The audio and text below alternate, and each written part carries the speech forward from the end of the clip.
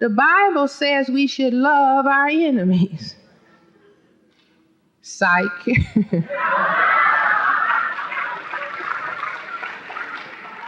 See, it's not about hate. I'm not talking tonight about hate. I'm talking about decoding the game that's on the white side of the chessboard.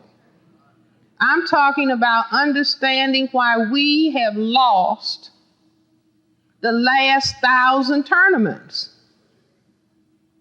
Because we were not told what the real game on the table was really all about. I say that the IQ that black people should be interested in is the WS in parentheses R IQ. That's the white supremacy racism IQ. How much do we understand about what white supremacy is and exactly how it works? Because it is deadly. We can call it the deadly science. The deadly science.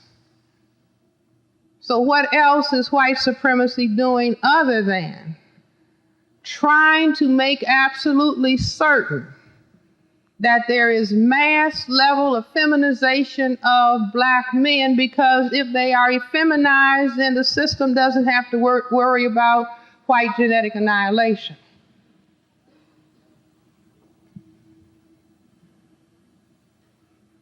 A child in my office this week, a little boy, 11 years old. Mother brought him in because he was refusing to do homework. So I said, "Sweetheart, what's going on?" He said, "I have a problem." And then what the child told me, he said, "I want an official father." I'm saying it now and my eye is about to water. I want an official father. Little boy sitting in the psychiatrist's office. I want an official father. He said, "I know exactly what he's supposed to look like, Dr. Welsing. He's supposed to be tall, and he has a lot of muscles, and he would sit with me and help me do my homework." Do you all hear that? I was trained as a psychiatrist at St. Elizabeth's Hospital, Washington, D.C., and taught that black people did not have the intelligence to talk about their feelings. And the best treatment for them was medication. I knew it was a lie. Here's a little child. I want an official father. Years ago in the late 1960s, when I was teaching at Howard University, a parent brought another little boy in. He wasn't studying. So I said, "Sweetheart, don't you want to work hard in school so you can help black people?" 11 years old. What did he say? No. And so, of course, I was floored. You know, the child is supposed to say yes. No, he said. Mind you, this is the late 60s, maybe, 69, 70. He said, "If you try to help black people, you're going to be killed." I said, 175 IQ. Do you all understand? These little children are perceiving and understanding exactly what the lay of the land is.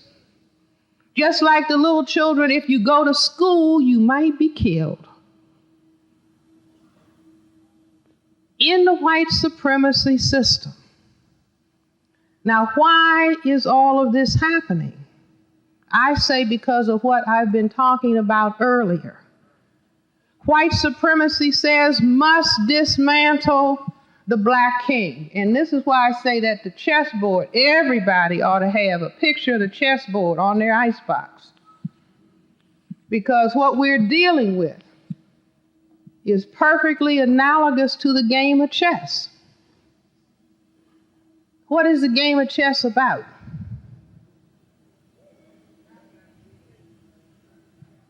I hear a lot of B answers. I'm looking for A. The game of chess in detail is about the white king checkmating the black king. Isn't that right? Why do I say it? White always moves first.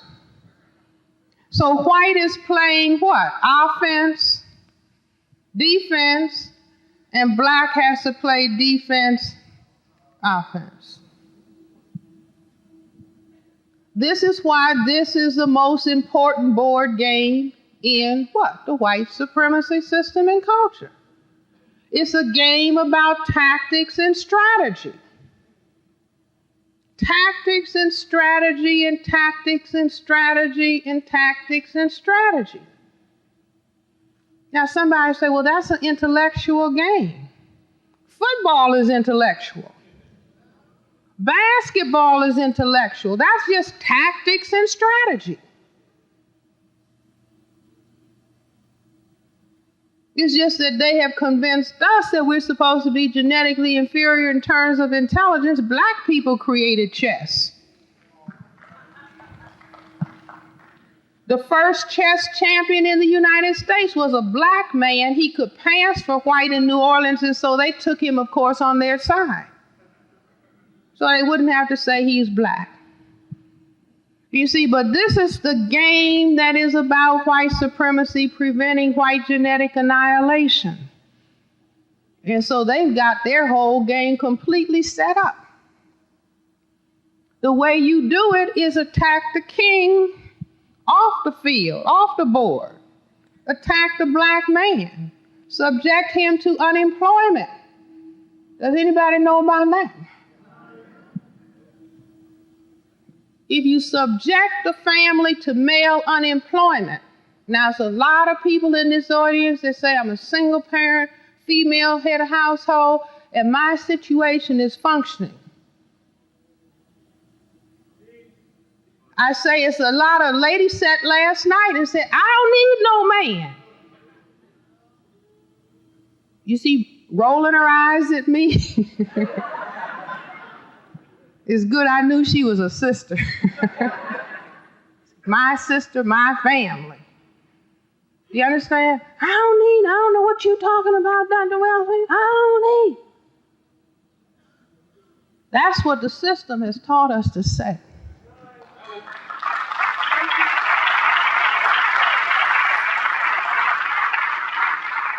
See, because we haven't understood white supremacy.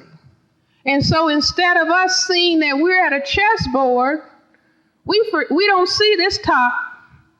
We're just what? Warring with each other. Down here on the black side of the board. Wondering why we're not winning the tournament. Because we've been lied to, oh, it's another side of the board and something is happening over here that is affecting everything that is happening on this side of the board. I had decided before I talked to this child in my office this week that I was going to give a paper in August at the National Medical Association entitled, The Pain of Black Male Children. I didn't finish the story. The little boy said, if I had a father, Dr. Welsing, I could do my homework. Do you all understand?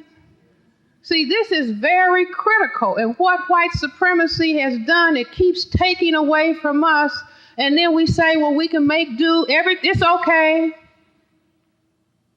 We'll get our reward in heaven. I don't think God wants us to say that.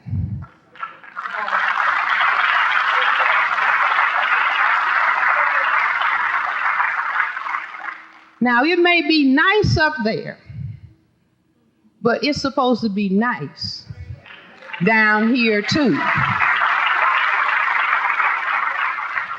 Not just make do.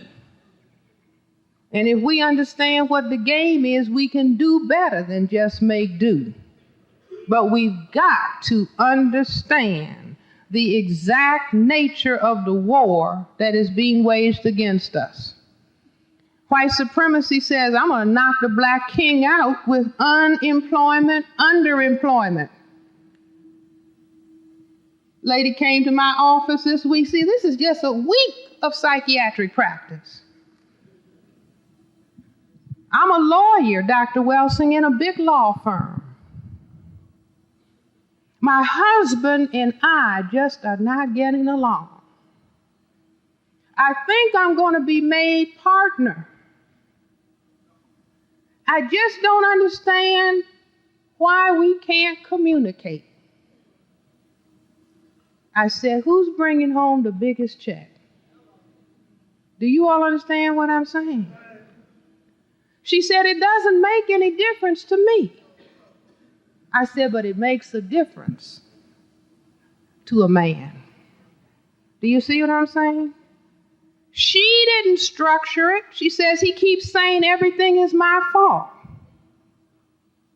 I say, he's not bad. You're not bad. We just don't understand white supremacy.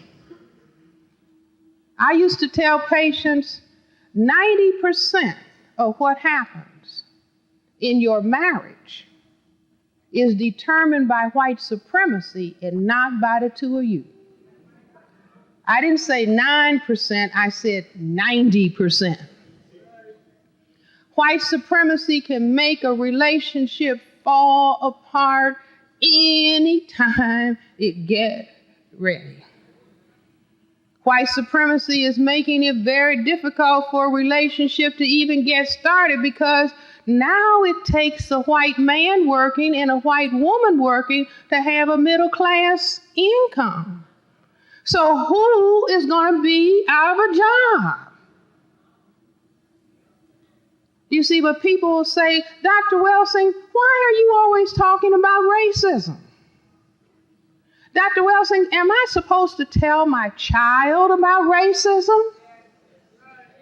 I don't want to discourage my child. Do you all understand? If we don't understand what is coming at us, they have a right to say, we don't have any intelligence. Because we're fumbling around. It's just like if you didn't know what football was about and you were on the football field. Somebody who knows the game would say, what's that idiot doing? They simply don't know the rules. They don't understand how the game is played. They are not, therefore, doing the correct thing in order to score. So white supremacy knocks large numbers of black men out. Let's stop talking about prisons and start talking about concentration camps. 3 strikes and you're out. Do you understand? Remove all of the men and the women are a pushover.